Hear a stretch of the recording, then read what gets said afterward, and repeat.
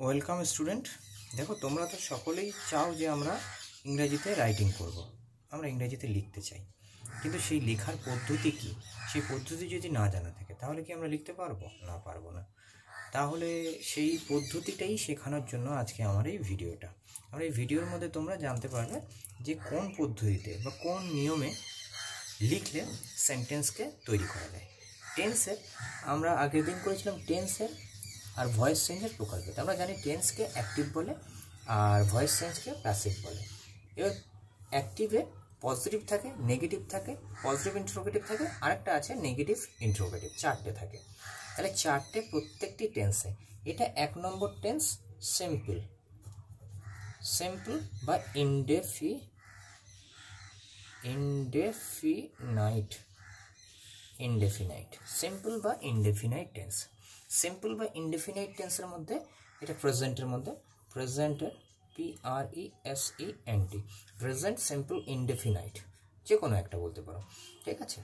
But এর প্রথম positive নিয়মটা হচ্ছে, প্রথম নিয়ম হচ্ছে সাবজেক্ট বসবে, তারপরে বসবে যদি ভার্বের 1 নম্বর বসবে। ভার্ব যদি থার্ড পারসন সিঙ্গুলার নাম্বার হয় তাহলে এস অথবা ইএস বসবে, ঠিক আছে। এস অথবা ইএস বসবে এবং তারপরে অবজেক্ট বসে তারপরে রিমেনিং বসবে। এইটা হচ্ছে রুল। এই নিয়মটা অনুযায়ী তুমি সেন্টেন্স তৈরি করবে। এক্সাম্পল, আমি ভাত খাই, একটি সহজ sentence. I EAT eat rice. যদি এখানে হি হয় তাহলে ইএটি এস হবে, ইটস রাইস হবে, কারণ হি হচ্ছে থার্ড পারসন সিঙ্গুলার নাম্বার। আমরা এটা আগে শিখেছিলাম, হি হচ্ছে থার্ড পারসন সিঙ্গুলার নাম্বার। তাহলে এখানে প্যাসিভে হলে সেই রুলটা হয়ে যাবে object plus am is are plus ভার্বের third form plus object plus object না প্লাস রিমেনিং প্লাস বাই দিয়ে সাবজেক্ট, ঠিক আছে। এটা রুল, এটা প্যাসিভের পজিটিভ রুল, ওকে। তাহলে এখানে কি হবে, ভাত খাওয়া হয় আমার দ্বারা। এইভাবে সেন্টেন্সগুলোকে তৈরি করতে হয়, ঠিক আছে। তাহলে এখানে কি হবে, এই রাইসটা অবজেক্ট, তাহলে এখানে প্রথমে আসবে রাইস। এইখানে দেখো রাইস একটা, তাহলে ইজ, রাইস ইজ। ইটের 3 নম্বর ফর্ম বা V3 হচ্ছে eaten, EATEN, eaten, rice is eaten. By কার দ্বারা হচ্ছে না, আই, মানে আমার দ্বারা, আই হলে মি হয়। আর এই সেকেন্ড লাইনে যদি হয় তাহলে rice is eaten by, me এর জায়গায় শুধু HIM, হিম হবে, কারণ হি থাকলে হিম হবে, শি থাকলে হার হবে। নেগেটিভ নিয়ম কি?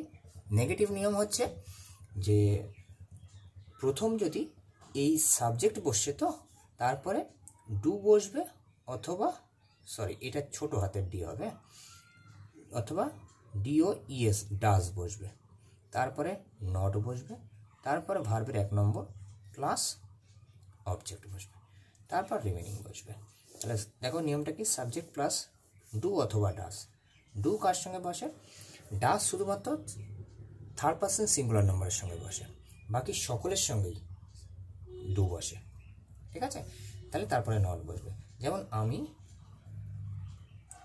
ভাত খাই না, ঠিক আছে। এটা কিন্তু সে ভাত খায়, ঠিক আছে। আমি কিন্তু তারপরে সে দিয়ে একটা উদাহরণ দিলাম। তাহলে আমি ভাত খাই না, আই ডু নট। আমি থার্ড পারসন সিঙ্গুলার নম্বর নয়, তাহলে I do not eat rice. তাহলে হি হলে কি হবে, he does not eat rice.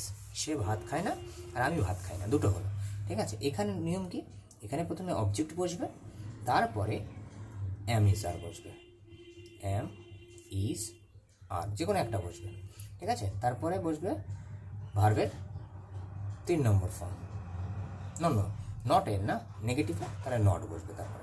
তারপরে ভার্বের 3 নম্বর ফর্ম, তারপরে রিমেনিং থাকলে বসবে, আর নয়তো বাই দিয়ে সাবজেক্ট বসবে, ঠিক আছে।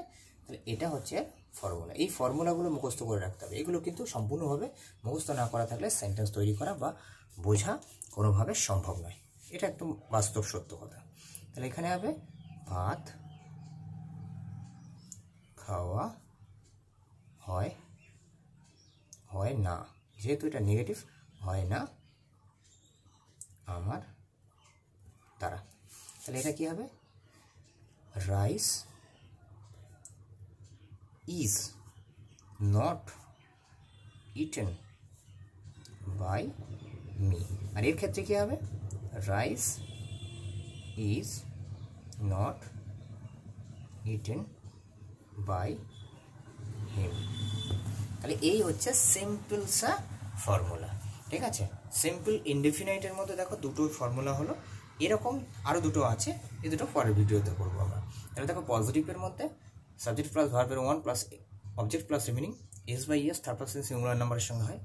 আর তার প্যাসিভে হলে কি হয়? এটা অ্যাক্টিভ প্যাসিভ লিখে রাখি, অ্যাক্টিভ আর প্যাসিভ।